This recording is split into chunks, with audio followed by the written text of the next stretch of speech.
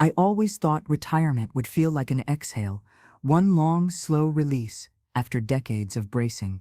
I imagined mornings in silence, sun through the curtains, coffee brewed just the way I like it, and time finally becoming mine again. For a while, it was like that. Quiet, predictable, a rhythm of small joys. I'd rise before dawn, the way Enzo used to. Not because I had to, but because I liked the stillness of that hour, when the world hadn't yet decided what kind of day it would be. I'd slip my feet into my wool slippers, wrap my black shawl around my shoulders, and make my way to the kitchen. The kettle took its time, hissing gently like an old friend. I'd sit at the little table by the window with my crossword, sipping coffee slowly, one eye on the fig tree in the courtyard below. My hands have grown stiff in the mornings. I feel the tightness, especially in winter, when the joints wake up slower than the mind. But they still remember how to grip a pen, how to stir polenta without burning the edges, how to lace the back of a wedding dress like I did for Claudia in '97. I kept Enzo's urn on the mantel in the living room, surrounded by rosemary sprigs. He never wanted a grave. Said if he couldn't be at the table with me, he'd rather sit near the kitchen. That way, I'll always smell the garlic, he used to joke. That kind of man. Simple, steady, with a laugh that sounded like gravel in a coffee can. We had worked for everything, every coin, every tile on our roof, every almond cake at Christmas. Enzo had laid marble, his whole life, hands rougher than stone, and I had sewn and altered clothes until my knuckles ached. Our retirement savings weren't much, but they were honest. And now they were gone. I didn't know it yet, not this particular morning. That knowledge would come later, after the phone call, but something was off. I felt it in the way the spoon clinked against the mug. I remember glancing at the little kitchen clock and thinking, he's late. Marco usually called on Sundays, even if only for a minute. Sometimes just to say he was running to something. Other times to ask if I needed groceries, though he never followed through. My son, Marco, was never cruel. Not the kind of cruel you see in headlines.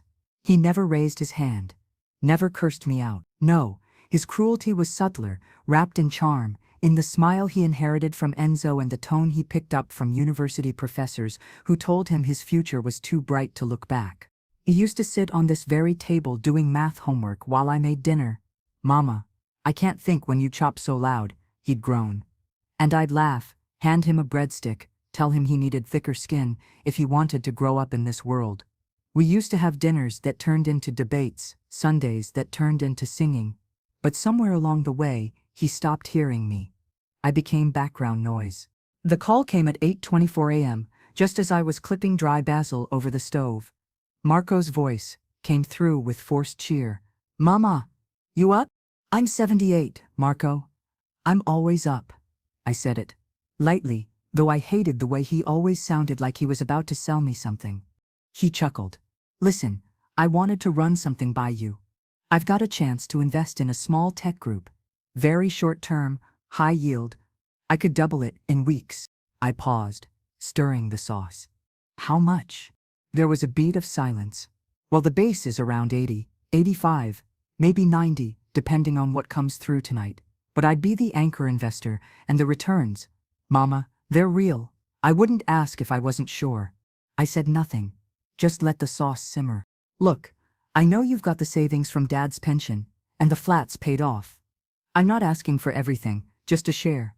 Think of it as putting your money to work." "You mean risking it?" "Mama, I worked for that money. Every dress I stitched, every hem I folded. I know, that's why I want to make it grow." It was the kind of sentence that sounds like love, if you don't listen too closely. He talked for another 10 minutes, buzzwords, names I didn't know, figures I couldn't verify. I kept quiet. Not because I agreed, but because I knew I'd already made my decision. "Fine," I said. "You'll come pick up the check?" "You're the best, Mama. I'll be there by lunch." I didn't know then that that check would be the last thing I handed over before everything unraveled, that those euros wouldn't multiply, they'd vanish, that he wouldn't call for weeks, that the next time I'd hear from him, he'd tell me to get a job. But that morning, I still had basil under my nails, a crossword half finished, and a son who still knew how to call me Mama. So I said yes. And I wish I hadn't. Marco showed up just before noon, sunglasses in his hair, and a brown leather messenger bag slung across his chest like a badge. He kissed my cheek quickly, already glancing at his phone as he stepped inside. "Mama, you look great," he said without looking. I wiped my hands on my apron. "You look tired." He grinned. "Busy is better than bored, right?" He set his bag on the table, pulled out a sleek silver tablet, and began tapping away. The kitchen, still warm from lunch prep, smelled of garlic and sage. I had made risotto, his favorite. Though I didn't mention it, I hadn't cooked for someone else in a while, and I didn't want to admit how much that had mattered. "I can only stay a bit," he said, swiping through a document. "Got a Zoom pitch in an hour, but here's what I wanted to show you." He turned the tablet to face me. Charts, slideshow, a logo that looked like a fox made of circuit boards. "Fox Mint?" I read aloud, squinting at the text. "Yeah, it's a startup accelerator. They help launch small tech ventures, apps, web tools, AI automation, stuff that scales fast. My friend Luca is already in with them. They've got partners lined up in Milan and Lisbon." He spoke so fast it felt like wind whistling through a tunnel. I nodded slowly, not because I understood, but because I didn't want to interrupt his excitement. "Marco," I began. He leaned forward. "Man, listen. I'm not asking for charity. This is a short-term contribution. 85,000 in, 150 out. Max. I just need to show Foxmint that I have the capital to lead the micro round." I reached for my glasses. "And you're sure it's safe?" He gave that confident laugh of his, the one that used to charm teachers and parole-proof teenage mistakes. "As safe as anything, and even if it dips, I'll cover the gap. I'd never let you lose money." I looked at him, really looked. His jaw still had that boyish softness at the corners. His hair had thinned just slightly above the temples, though he tried to hide it with careful combing. But his eyes, they were different. Not cruel. No, just wired, restless, like they were always scanning for the next thing. "You know," I said, slowly, "your father wouldn't have understood half of this." Marco chuckled. "Yeah, and he kept his cash in a coffee tin behind the radiator. And we never went cold," I added. He smiled politely, missing the point. I rose, wiping my hands. I didn't want to go to the drawer. I didn't want to pick up the checkbook from the old bread box where I still kept bills and mass leaflets. But I did. He kept talking while I wrote. Words like pre-seed capital and early scaling floating in the air like fog. I handed him the check. His eyes brightened as he folded it carefully and slipped it into a black envelope he'd brought, prepared. Always prepared for the win. Never the fallout. "Thank you, Mama. Seriously, you won't regret this." He stood up, gave me a quick kiss on the forehead. "I'll call next week, okay? You want anything from the bakery on Via Roma?" "No, Marco, just be careful." He gave a mock salute. "Aren't I always?" I stood by the window and watched him leave.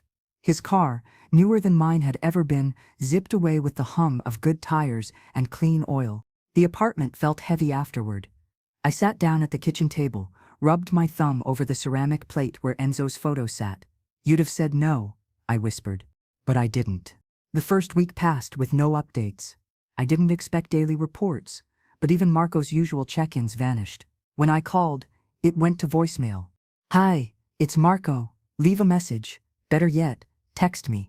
I texted him once, just wondering how things are going. "Hope you're well, Mom."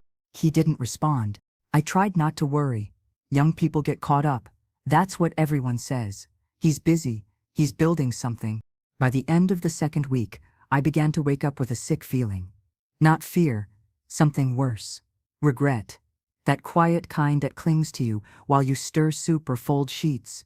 The kind that sneaks into your bones before you have time to fight it. On Sunday, I wore my nicest blouse and walked the 3 blocks to Julia's apartment. She was my closest friend left in the building. Her knees were worse than mine, but her mouth worked just fine. She opened the door and squinted. "Linda, Dios mío, you're pale. Come in." We sat with coffee. She poured from a stovetop mocha pot and added too much sugar to mine, the way she always did. "You've been quiet lately," she said. "I made a mistake," I replied. She set the cup down. "Marco?" I nodded. I told her the story, from the call to the check to the silence. I didn't dress it up. When I finished, She exhaled slowly. You wanted to believe he'd be different this time. I did. Julia leaned forward. You didn't do this out of ignorance. You did it out of love. That's the worst kind of mistake, because no one warns you against it. We sat in silence. The kind that doesn't need fixing. Then she added, what will you do if he doesn't pay you back? I looked down at my hands. I'll find a way. Her eyes narrowed. Not with a part-time job, I hope. I didn't answer. Julia reached across the table and gripped my wrist gently. You're not a bank, Linda. You're a mother, yes, but that doesn't mean you owe him your bones. It was the first time anyone had said that aloud. That night, I laid Enzo's photo, face down. Not out of anger. Out of shame. Because I knew that if Marco didn't call by Friday, I would have to do something I'd never done before. I would have to stop waiting. By the third week, I had memorized the silence. It wasn't just the absence of Marco's voice, his laugh, or even his excuses. It was the echo of it. The kind of silence that hangs in a room like smoke, thick and lingering. Even when the fire's out. The calls went straight to voicemail. The texts stayed on delivered, not read, not replied. Just there, waiting, like I was. Marco, just checking in. Hope you're all right. Let me know if there's an update, Caro. Marco? It's been a while. I'd like to talk. Nothing. I began to check the banking app again. Not for hope, for closure. My account showed no deposits, no signs of movement. The balance hovered just above my monthly minimum, a number I knew too well, one that reminded me that I had no room left for generosity. I didn't tell anyone else. Not yet. Pride is a stubborn meal. You chew it slowly, over days, swallowing it with a tight throat. I started counting things. How many cans of lentils I had. How many days until my next pension transfer. How many times I could skip meat without it making a difference to anyone but me. And still, I waited. One rainy afternoon, I walked past the bakery Marco used to mention, the one on Via Roma. I paused outside, shielding my eyes against the glass. It was bustling. People laughing, pastry boxes stacked, staff in aprons, moving fast, and smiling. I scanned their faces. No Marco. I stood there long enough to draw stares. Eventually, a young woman inside came to the door and smiled politely. Signora? Are you all right? I blinked, startled. Oh, I thought someone I knew worked here. She shook her head. New staff last month. Sorry, no Marco here. I nodded, thanked her, and walked away. It felt ridiculous, like I was chasing a shadow that had long outrun me. That night, I opened the cupboard and stared at the dried pasta bags like they might offer advice. I boiled water, added salt, and stared into the steam, listening to it hiss. I could hear Enzo's voice again. Don't chase what wants to be lost, Linda. I could almost laugh. I had spent my whole life chasing love, safety, forgiveness. Now I was chasing a phone call that wasn't coming. The next morning, I put on my black shawl, wrapped it tight across my chest, and walked to the neighborhood pharmacy. The bell jingled as I entered. The pharmacist, Luca, looked up and gave a warm smile. Signora Carter, here for your usual? I nodded. Pressure and thyroid. Also the anti-inflammatory cream, if it's in. He scanned my card, then frowned. It seems your balance is, Signora, your government coverage doesn't kick in until the 8th.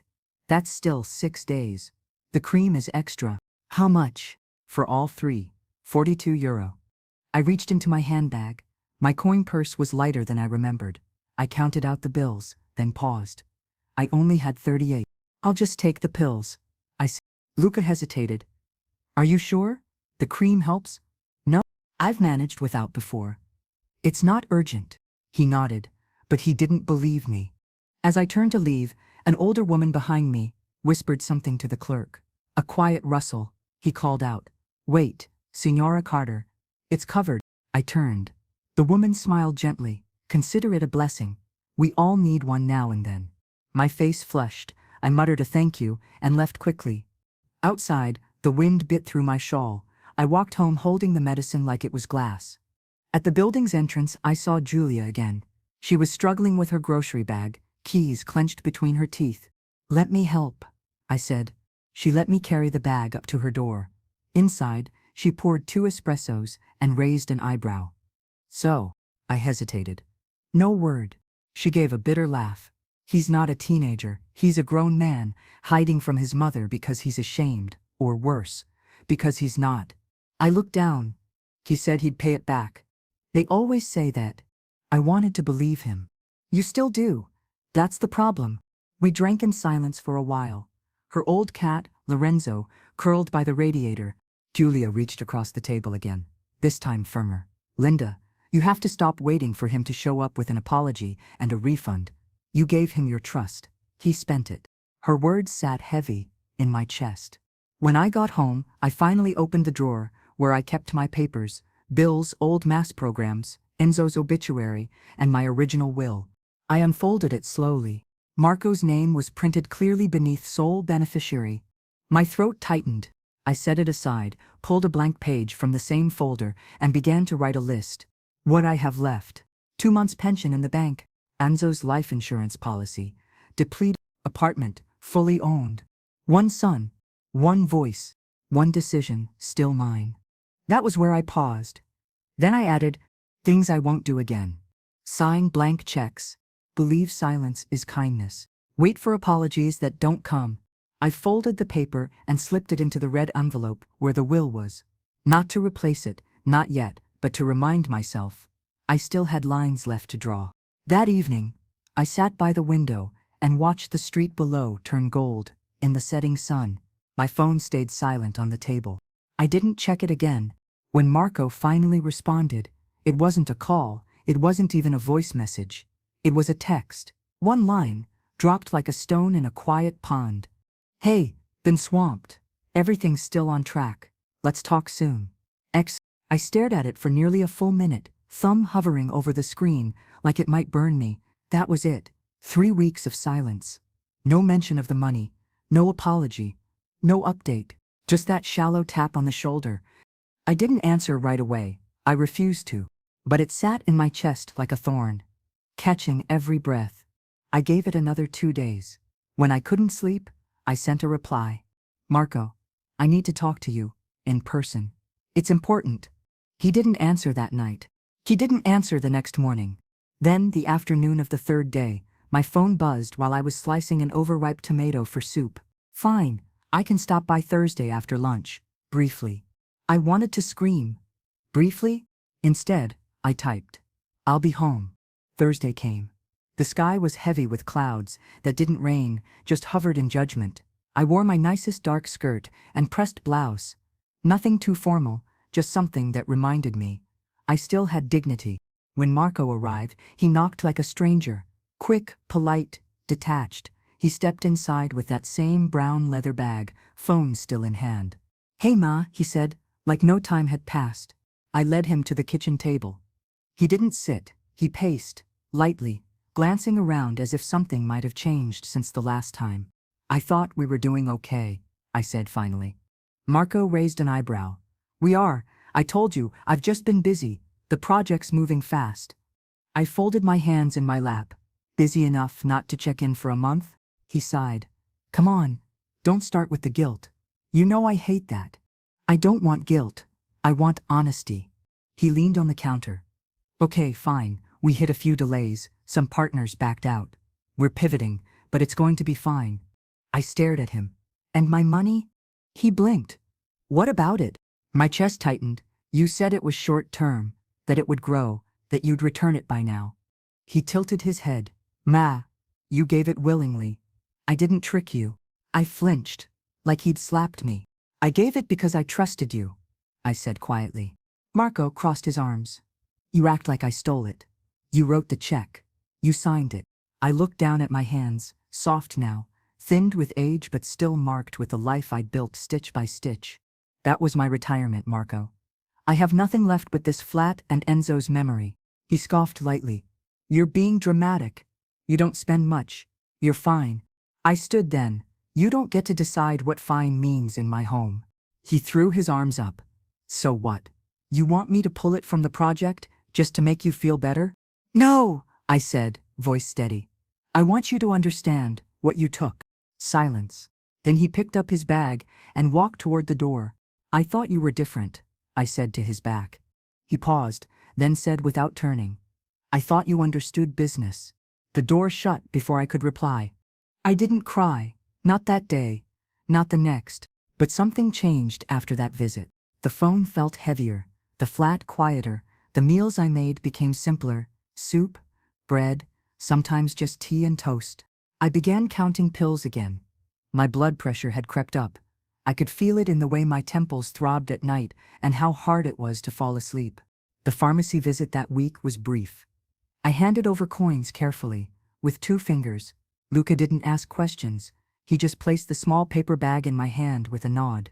On the way home, I passed the new gelateria near the piazza. A family sat outside: mother, father, 2 little girls in matching coats, all sharing a big waffle cone. The girls giggled as chocolate dripped on their sleeves. The mother leaned in to wipe it away. The father took a photo.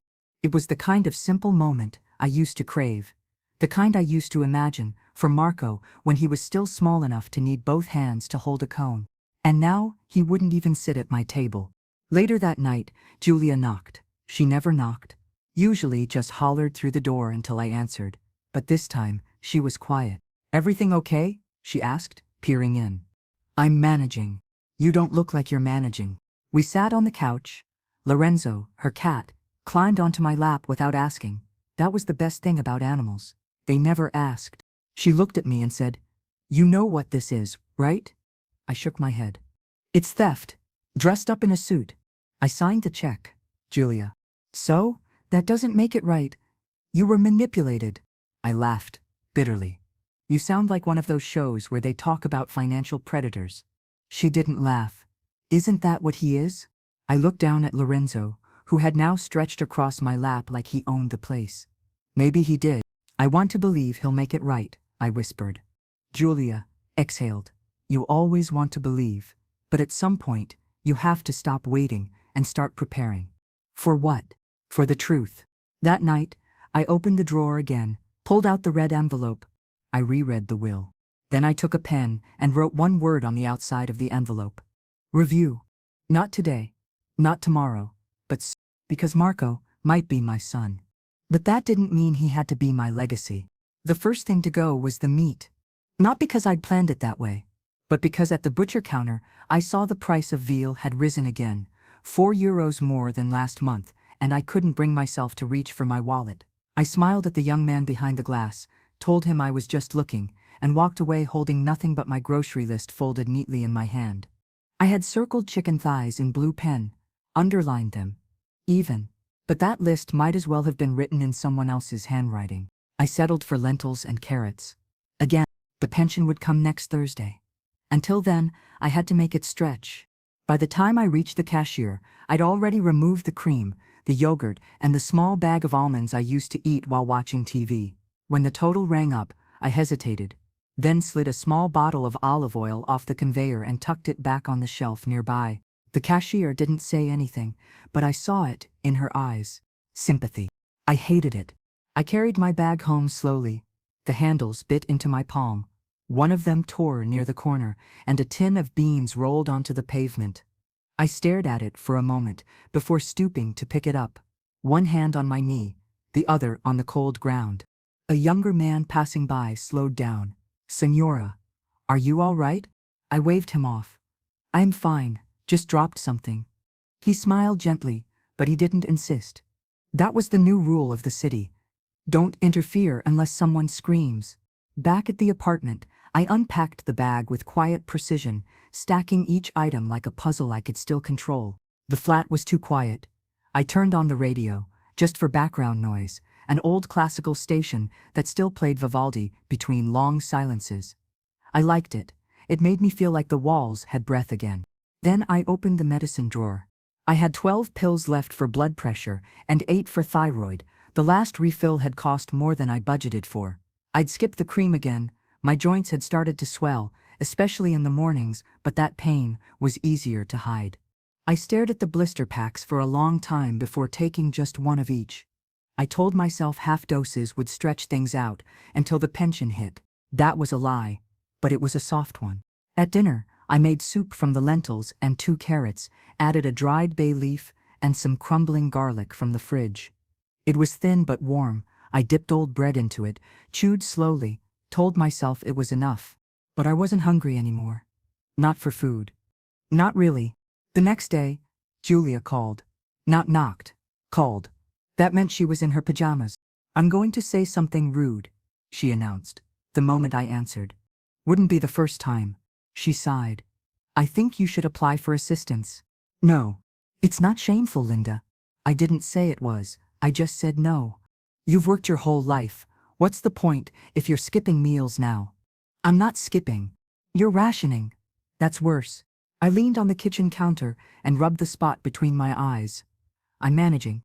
You're surviving. There's a difference."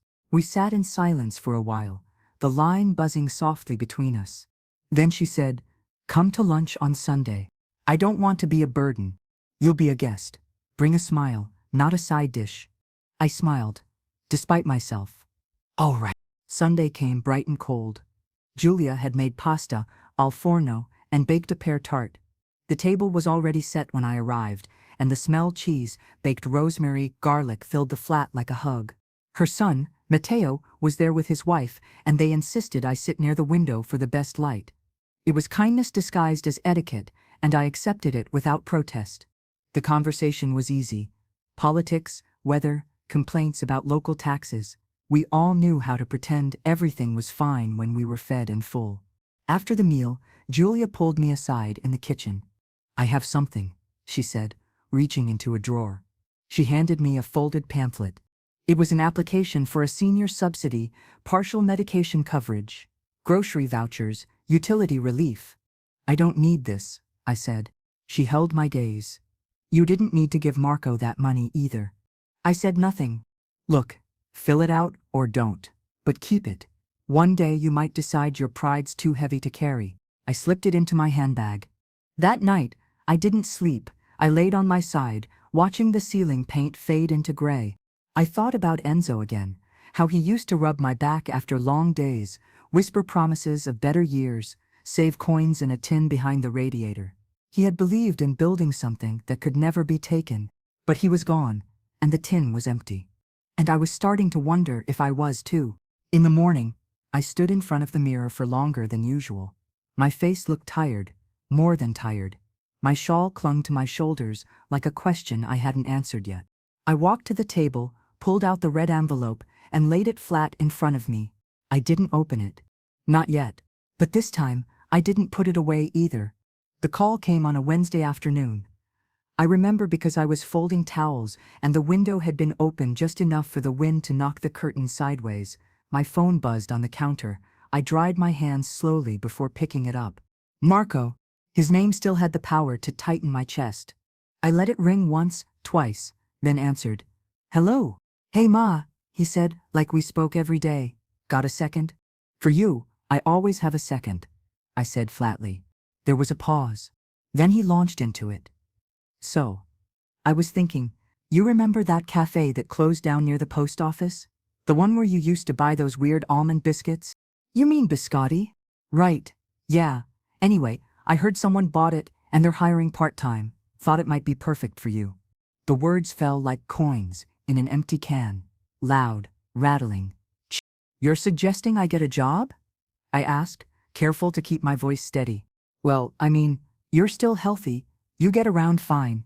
It might even be good for you. Keep you busy." "Busy," I repeated. "Yeah, and it'd give you some income while the investment stabilizes. Win-win." I sat down. "You spent my retirement money, Marco," I said. He let out a breath. "Ma, it's not like that. It's all part of a cycle. It'll come back around. I am 78 years old. I spent 30 years sewing for people who forgot my name after pickup day. I worked nights when you were a child, and I still brought home coins in a handkerchief. I earned every euro that you now tell me is in a cycle. I'm not the enemy here." "No?" I said. "Then why do I feel like I've been robbed by someone I gave birth to?" That landed. He didn't speak for a moment. Then quietly, "It was a suggestion, Ma. I thought maybe it'd help." "You want to help?" I said. "Give me back what you took." "I can't do that yet." "Then you don't get to call it help." I hung up, and then I sat there, towels forgotten, the folded red pamphlet from Julia still half tucked under my radio. I looked at it. For the first time, I didn't feel pride or shame, just exhaustion. I slid it into my drawer. Not today, but maybe tomorrow. That night, I skipped dinner. Not because I didn't have food, I just couldn't eat. I poured tea, drank it cold, and stared at the clock. The apartment ticked like a wound-up toy. Too loud, too empty. I walked over to the fireplace where Enzo's urn sat, surrounded by rosemary and dried baby's breath. I whispered into the silence. You'd have told him no. I could almost hear his answer. And you would have listened, even if you didn't like it. I smiled bitterly. The next day, I took a walk. I didn't know where I was going, just that I needed to move. The cafe Marco mentioned wasn't far. Curiosity, I told myself. That's all. It was still closed, but a sign on the glass read, "Now hiring, part-time help. Experience preferred, patience required." I stood there for a moment, looking at my reflection in the glass. My hair was neat, pinned in its usual chignon. My shawl clung to my shoulders. I looked old, but I didn't look small. Not yet. Back home, I decided to clear the hallway closet. Something I hadn't done since Enzo passed. Dust coated everything. Old coats, umbrellas, and a sewing basket I hadn't touched in years. Inside the basket was a spool of navy thread and a pincushion shaped like a tomato, faded and stabbed 100 times over. I used to repair everything. School uniforms, altar cloths, curtains too frayed to justify keeping. I lifted the shears and held them up. They still felt right in my hand. Heavy. Precise. My fingers twitched. That evening, Julia called again. "I saw you near the cafe," she said. "You're spying now?" She chuckled. Small town, big windows. I didn't deny it. "So," she asked. "I thought about applying." Julia paused. "And I don't know." She was quiet for a while, then said, "Work doesn't have to mean desperation, Linda. Sometimes it's defiance." That word stuck to me like a burr. Later, I called Marco again. He answered quickly. "Hey, Ma. I'm not getting a job to make your decision easier," I said. There was a long pause. "I didn't mean it that way." "You did, but you won't say it out loud." He sighed. "I just thought it might take the pressure off." "You are the pressure, Marco." He didn't speak. "I'm applying for the cafe job," I said. "That's great," he replied, too quickly. "But not because of you, because I want to remind myself I still know how to work, that I can still build something, unlike you, who only knows how to borrow." Man, I hung up again. This time, I didn't feel bad. That night, I reopened the envelope. I took out the will, and I began to read it out loud. To no one, to myself, to Enzo, to the air, because silence only has power when you surrender to it. The biscotti jar was almost empty by the time I finished my second week at the cafe. I had taken over prep entirely by then, arriving before sunrise, beating even Tessa through the door. The routine suited me. It felt good to beat the oven to warmth, to line trays with parchment, to fold butter into flour like I had when Marco was still in grade school, and insisted I cut every biscuit into dinosaur shapes. Now, I shaped them into neat rectangles, almond and fig, just like Enzo liked. I didn't eat them often, but I liked watching others enjoy them, dipping them in cappuccino, crumbling them over whipped ricotta, offering halves to children in bright raincoats. Tessa had started calling me Linda of the morning. I didn't correct her. One Friday morning, after the rush had slowed, Tessa slid a plate in front of me, a single almond biscotti, drizzled lightly with espresso glaze. "I saved you one," she said. "You've been baking more than anyone eats." "It's good for business," I said. "Sure, but it's also good for you. Eat it." I broke the cookie in half and took a bite. It was warm from the plate, the sugar just beginning to crystallize. I chewed slowly, not out of hesitation but reverence. She watched me for a moment, then asked, "What did you used to do before this?" I wiped a crumb from the corner of my mouth. "I sewed. Mostly dresses, some altar cloths, curtains for the school theater once." "You were a seamstress?" "For 40 years. Tessa leaned back against the counter. "I think that's beautiful. You made things." I nodded. "So do you." She smiled. "I suppose I do."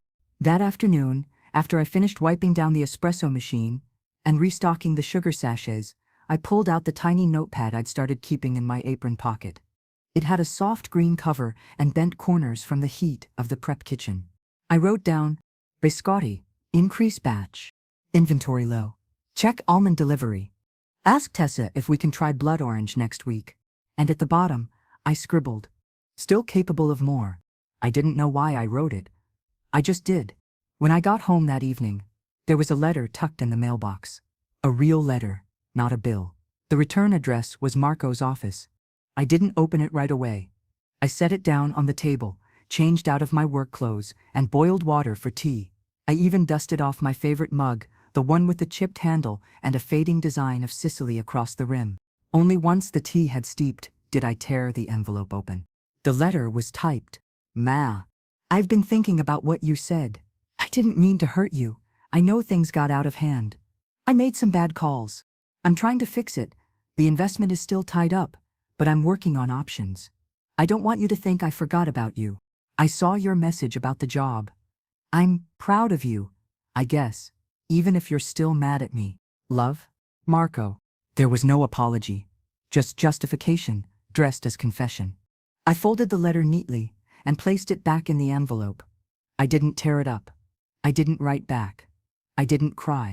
I just sipped my tea. The next day at the cafe, a boy, no more than 10, came in with his grandmother. He had a sketchbook tucked under one arm and a nose that barely cleared the counter. While his grandmother ordered coffee, he asked if we had any cookies that looked like bricks. I laughed. You mean biscotti? He nodded. Yeah, I need one for drawing. Tessa pointed at me. Ask her. She's the biscotti boss. The boy walked over, looked up at me with enormous eyes. Can I see how you make them? Only if you promise not to draw me with a beard. He giggled. I brought out the tray I'd prepared, half-baked, resting before the second round in the oven, and let him look. He pointed to the ones with cracked edges. They look like old maps. You have a good eye, I said. He smiled, then took his biscotti and went back to his seat, pencil already moving across the page. A few minutes later, his grandmother brought the sketchbook over. He wanted you to have this. It was a drawing of me, sitting at the cafe table, a tray of biscotti in one hand, steam from the espresso machine curling behind me like clouds. I looked strong. I tucked the drawing into my notebook. That night, I opened the red envelope again. The will was still inside, untouched since I last read it aloud. I added a sticky note. Update needed. Don't forget who still earns their own bread. I didn't know what Marco's next move would be, but I had made mine, and it had flour on it. I found the business card while dusting the top shelf of the hallway cabinet. I had been searching for an old apron, one of Enzo's favorites that I'd meant to bring to the cafe, if only for sentimental reasons, and instead uncovered a small tin box of odds and ends. Inside, 3 birthday candles, a broken rosary, a dried-out lavender sachet, and the card. It was matte white, thick with gold trim. The name was embossed, Vittorio Santini, Family Law, Estate and Legacy Planning. Enzo and I had seen him once, nearly a decade ago, when we updated our will after Marco's brief hospital scare.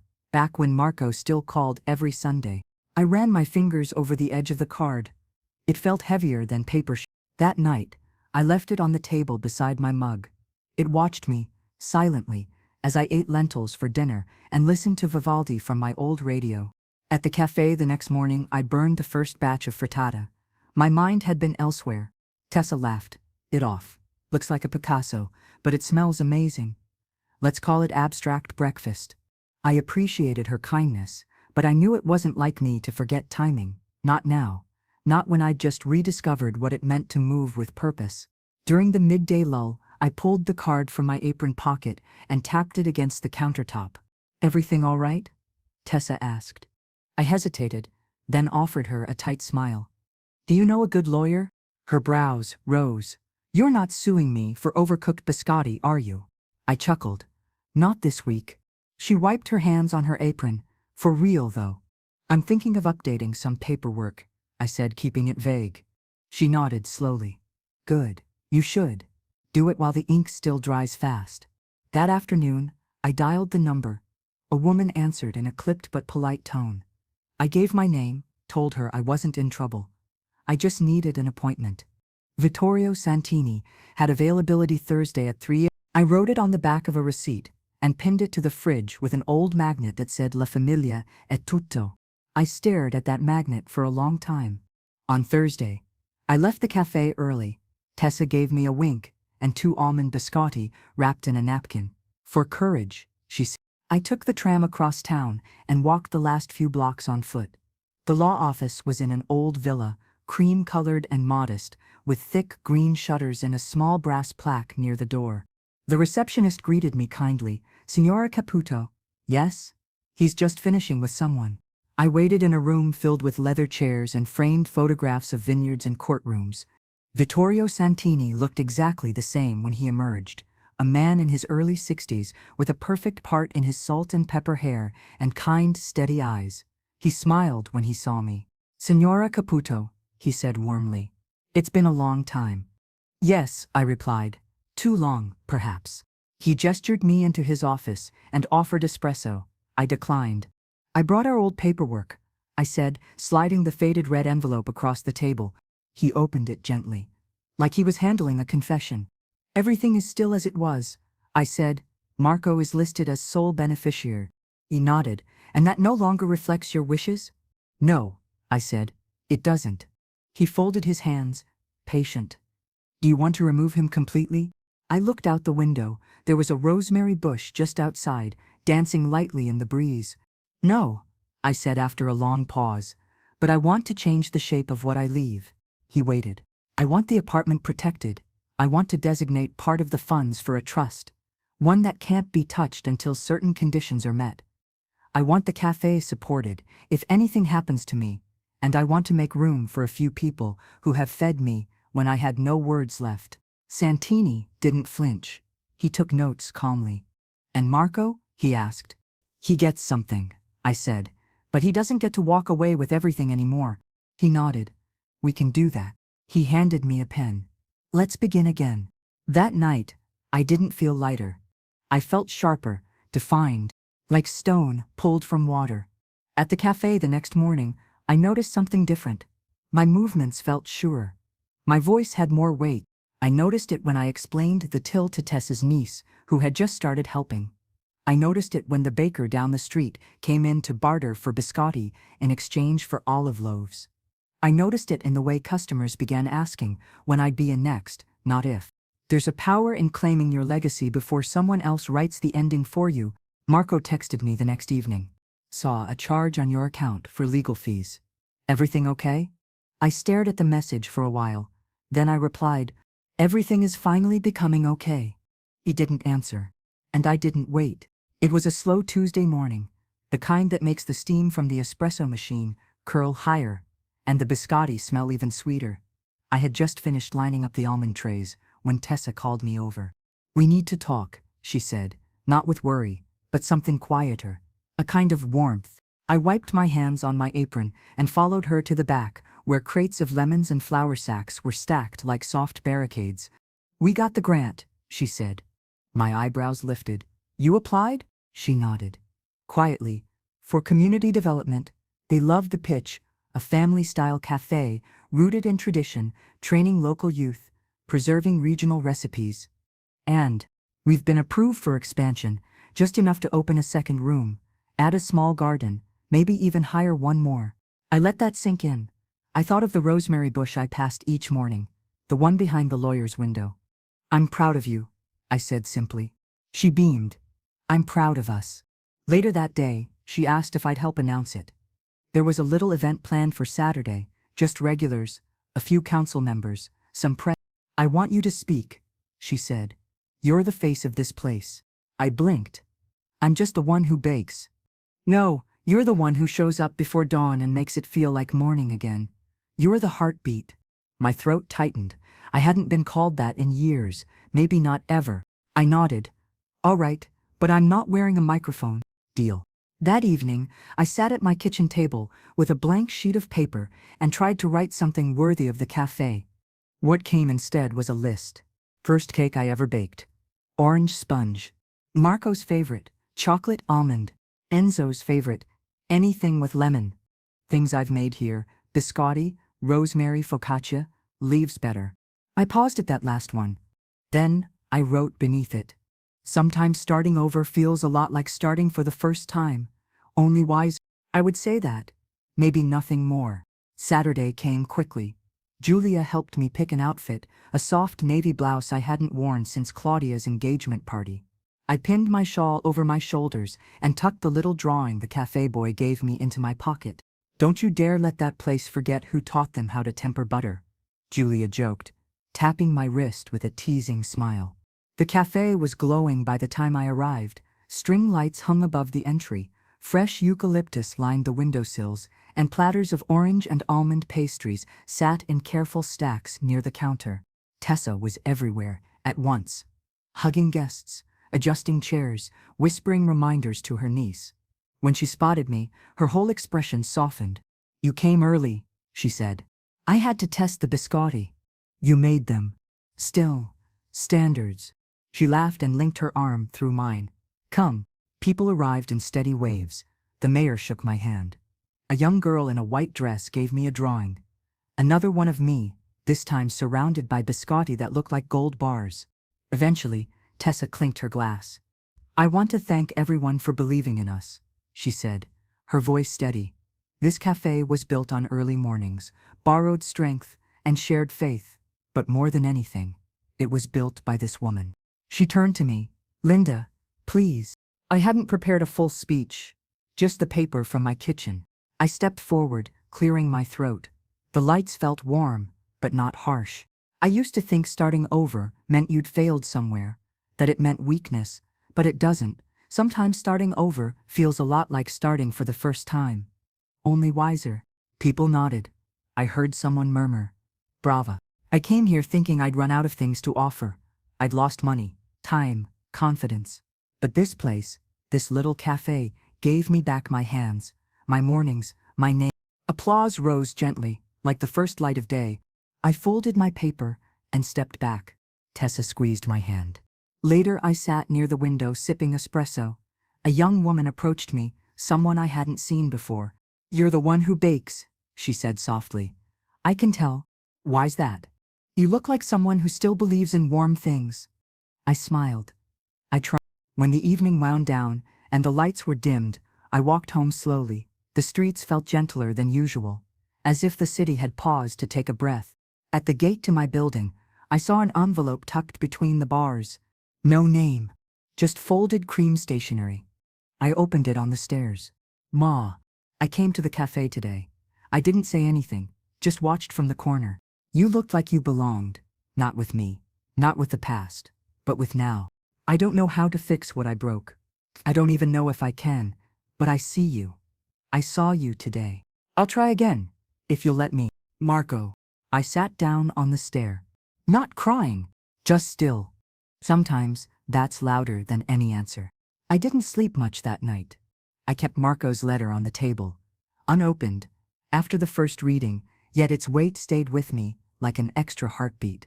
He had come to the cafe, not to talk, just to watch, and somehow that moved me more than anything else had in years. When Enzo used to upset me, he'd fix the lock on the gate or bring home oranges. Never say sorry, just do something that resembled it. Marco had that same stubborn softness.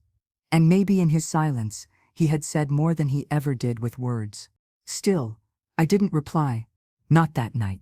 The next morning, I arrived at the cafe before the light had properly settled. The sky was the color of egg whites, pale and stretched. Tessa was already there. She handed me a bouquet of wildflowers, small, untamed blooms in oranges and reds. "From one of the regulars," she said. "Said you reminded her of spring." I smiled, but said nothing. I moved through the prep like muscle memory, frittata, coffee, biscotti trays, lined in rows, but my mind lingered on Marco's letter. I kept hearing the same sentence, "I saw you today." It rang not as guilt, but recognition, the kind a child has when he finally sees his parent as a person. Mid-morning, I found myself writing a note on the back of an order pad. "Marco, breakfast. Saturday, my table. Bring nothing. Manlai." I didn't text it. I mailed it. Old-fashioned, like my mother would have done. If Marco still lived close enough to spy on my cafe, then he was close enough to receive a letter the proper way. Saturday came with wind. The kind that carries rosemary and distant church bells. I baked early. Not fancy, just warm, comforting food, rosemary potatoes, eggs poached, soft, and a small orange loaf cake. Enzo's favorite. The doorbell rang precisely at 9. When I opened it, Marco stood there in a dark coat, his hair a little longer than I remembered, face a little more hollow, eyes softer. He held nothing in his hands, just his posture. Nervous, careful. "Smells like my childhood in there," he said. "You always liked the cake," I replied. He nodded once. "Thanks for inviting me." I didn't say "you're welcome." I stepped aside. We sat across from each other at the same kitchen table where he once struggled over multiplication tables and cried over a bee sting. I poured him coffee before he could ask, set out the food, passed the sugar bowl, like it was a peace offering.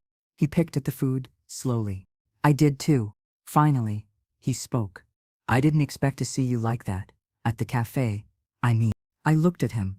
"How did you expect to see me?" He shrugged. "Tired, smaller, maybe. But you looked full of what?" "Life." I let the silence stretch between us. Not tense, just real. "I'm sorry, Ma," he said then, his voice barely above a whisper. "I know." He looked up, startled. "You do?" "I've always known. I just stopped waiting for you to say it." He swallowed, visibly. "I was scared," he said, "about the money, about not being able to fix it." "You weren't supposed to fix it. You were supposed to respect it." "I didn't." "No, you didn't." Another pause. "But I'm trying now." I sipped my coffee. Then I nodded. "That's a beginning," I said. After breakfast, I walked him to the door. He paused there, hesitant. "Will you let me come again?" he asked. "Don't ask," I said. "Just show up.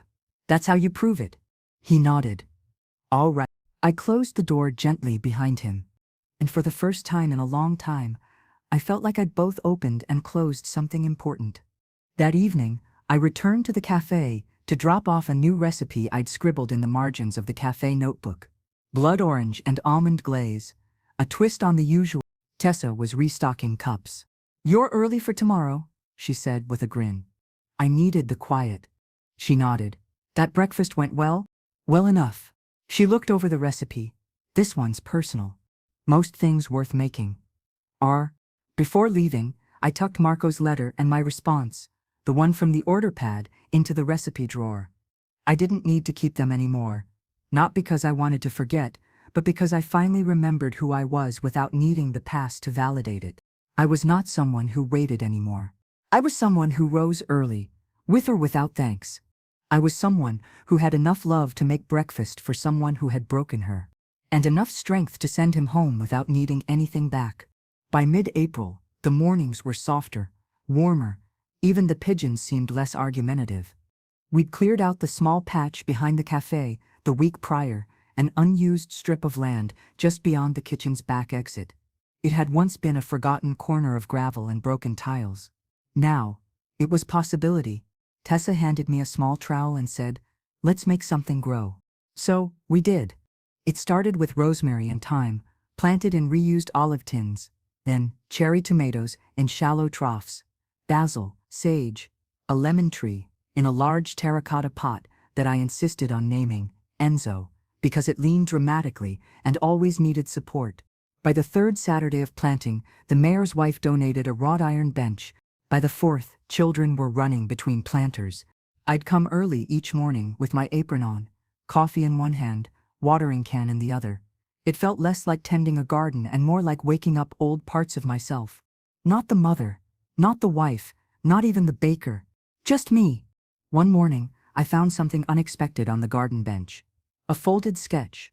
Another drawing from the same cafe boy, though I hadn't seen him in weeks. This one showed me kneeling by the rosemary, hands in the dirt, surrounded by floating pastry-like stars. Above me were tiny swirled letters that read, "She grows more than plants." I tucked it into my notebook. I didn't need affirmation anymore. But some seeds grow best in sunlight. That afternoon, Tessa approached with her phone in hand. "You have a visitor," she said. I glanced toward the front window. Marco. Again. This time, he didn't linger in the doorway. He stepped inside, carrying a large, flat box tied with twine. Tessa whispered. Want me to say you're busy? No, I said. I want to know what's in the box. He waited at the counter until I approached. His hands looked steadier than the last time. He hadn't shaved, but there was a clean warmth to his eyes. I hadn't seen since he was a boy. I brought you something, he said. You didn't need to. I know, he said. That's why I did. He untied the box slowly and opened it. Inside was a frame, walnut wood, neatly polished, holding the old photo of me, Enzo, and Marco in the kitchen. Marco had been no older than 7, flour on his cheeks. Enzo, grinning with 2 missing teeth. It wasn't just the photo that mattered. It was what surrounded it, a mat board etched with dates, hand-calligraphed labels for every baked good I'd made in that kitchen. Every dish Marco remembered by smell and name. He looked down at it, then up at me. I found it in the attic, cleaned it up, added the rest. My throat tightened. I hadn't seen that photo in 20 years. You remembered them all? I forgot a lot of things, he said, but not what you made with your hands. I touched the glass lightly. This is kind, he nodded. So am I, sometimes. You just had to wait 30 years. I laughed. A real one. Want to see the garden? I asked. We walked through the back together. He paused at the lemon tree. It's leaning. Enzo? I said. What? I named it after your father. Marco chuckled. Stubborn? Needy, I said. But it still produces fruit. He looked around the small garden. You made all this? We made all this. He nodded, then said quietly, I want to help next time. I didn't say yes. I just handed him the watering can. That night, I stayed at the cafe late after we closed. There was something about silence in a space where voices had recently bloomed, something sacred. I sat at the window table with the framed photo beside me, one hand on my notebook, the other cradling a biscotti and espresso. I wrote, I think forgiveness isn't a door you open. It's the steady growing of a garden you thought had gone to seed. And maybe when someone walks through it again, they find shade where there used to be silence. I closed the notebook. The cafe didn't need me to write its story anymore. But I would. Anyway, spring drifted in slowly.